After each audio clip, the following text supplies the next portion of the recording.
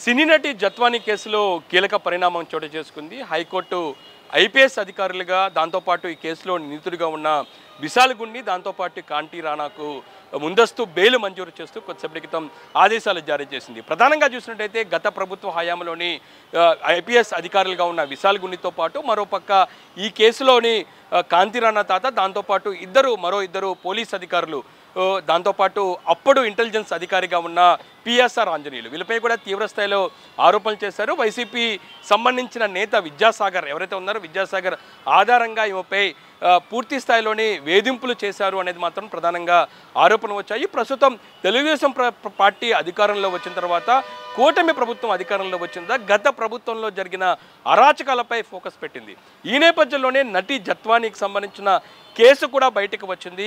అప్పట్లో ఆమె పైన రివర్స్ కేసు పెట్టి పూర్తి స్థాయిలో వేధించారు అనేది మాత్రం ఆరోపణలు వచ్చాయి. అప్పుడు విజయవాడ కమిషనర్గా ఉన్న కాంతి రాణా టాటా దాంతోపాటు డీసీపీగా ఉన్న విశాల్ గున్ని ఇంటెలిజెన్స్ చీఫ్గా ఉన్న సీతారామాంజనేయులు ఆదేశాలతోనే వీళ్ళందరూ కూడా ఈ కేసులో ఇన్వాల్వ్ అయ్యి ఆమె మీద తీవ్ర స్థాయిలోని ఆరోపణలు దాంతోపాటు వేధింపులు గురి చేశారు అనే దానిపై కూడా పోలీసులకు దాంతోపాటు రాష్ట్ర ప్రభుత్వానికి ఫిర్యాదు వచ్చింది.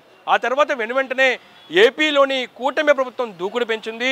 వీళ్ళందరినీ కూడా సస్పెండ్ చేస్తూ మొత్తం ఈ ముగ్గురు ఐపీఎస్ అధికారులుగా ఉన్న విశాల్ గున్ని, కాంతిరాణ్ టాటా దాంతోపాటు పిఎస్ఆర్ ఆంజనేయులు, మరో ఇద్దరు ఏసీపీలు, మరోపక్క వైసీపీ నేతగా ఉన్న విద్యాసాగర్ మొత్తం 6 మీద కూడా కేసు నమోదు చేసి ప్రస్తుతమే వైసీపీ నేతను అరెస్ట్ చేసి ఆయనకి ప్రస్తుతం ముందస్తు బెయిల్కు సంబంధించి కూడా కొనసాగుతున్న పరిస్థితి ఉన్న నేపథ్యంలోని ఒక కీలక పరిణామం ఈ కేసులోని కీలకంగా ఉన్న ఐపీఎస్ అధికారులు విశాల్ గున్నితో పాటు మరోపక్క కాంతిరాణ్ టాటాకు ముందస్తు బెయిల్ను మంజూరు చేస్తూ హైకోర్టు తీర్పు ఇస్తుంది. ఇందులో కొన్ని షరతులు కూడా విధించినట్లుగా తెలుస్తుంది.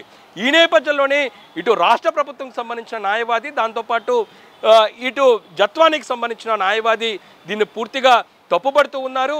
ఈ కేసుకు సంబంధించి ఇప్పటికే గత ప్రభుత్వ హయాంలోని జత్వానీపై గత ప్రభుత్వం కేసు నమోదు చేసింది. ఆ కేసును కొట్టవేయడంతో పాటు వీళ్ళకు బెయిల్ ఇవ్వటం ద్వారా పూర్తిగా ఈ కేసు విచారణను పక్కదారి పెడతారు.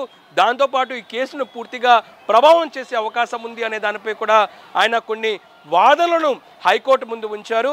దాంతోపాటు ఇందుకు సంబంధించిన కౌంటర్ను కూడా ప్రస్తుతం రాష్ట్ర ప్రభుత్వం దాఖలు చేసింది. చివరాఖరకు విశాల్ గున్ని దాంతోపాటు కాంతిరాణ్ టాటా తరపున న్యాయవాదుల వాదనలను ఏకీభవిస్తూ హైకోర్టు తీర్పు ఇచ్చింది. వీళ్ళిద్దరూ కూడా ముందస్తు బెయిల్ మంజూరు చేస్తూ షరతులతో కూడిన బెయిల్ మంజూరు చేస్తూ నిర్ణయం తీసుకున్న నేపథ్యంలో ప్రస్తుతం రాష్ట్ర ప్రభుత్వానికి స్టెప్ ఏ విధంగా ఉండబోతుంది, ఇటు జత్వానీ తరపున న్యాయవాదులు ఏ విధంగా నిర్ణయం తీసుకోబోతున్నారు మాత్రం చూడాల్సి ఉంది. అంటే ఓవరాల్గా చూసినట్టయితే జత్వానీ కేసులో కీలకంగా ఉన్న ఐపీఎస్ అధికారులుగా ఉన్న విశాల్ గున్ని అట్లాగే కాంతిరాణ్ టాటాతో పాటు మరో ఇద్దరు పోలీసు అధికారులకు ముందస్తు బెయిల్ మంజూరు చేస్తూ కొద్దిసేపటి హైకోర్టు తీర్పు ఇవ్వడం జరిగింది.